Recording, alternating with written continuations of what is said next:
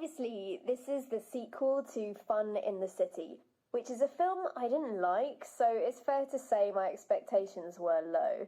So you could say I wasn't disappointed, as it met my expectations. It was awful. It was so awful, I'd rather not spend any more time on it by talking about it.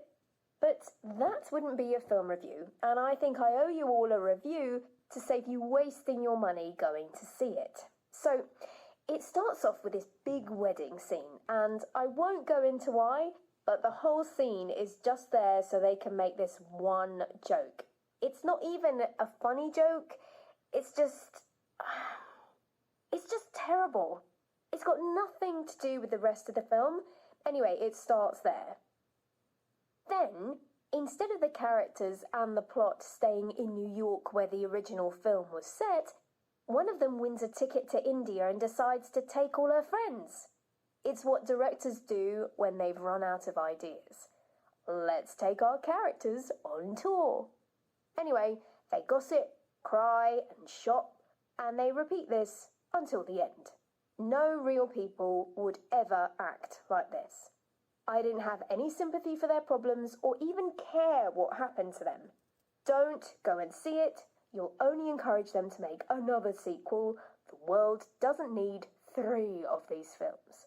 Please save your money and go and see the other big film this week, Twilight Mirror.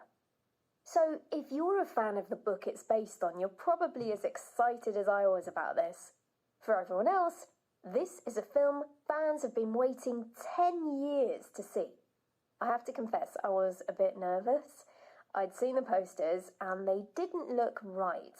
I didn't love them at all. And I wasn't sure about the actors they cast either. So I went in not sure what to expect. But I loved it. One thing I really liked about it was the pace.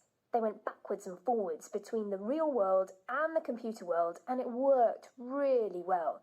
The special effects brought the computer world to life, and I totally believed in it.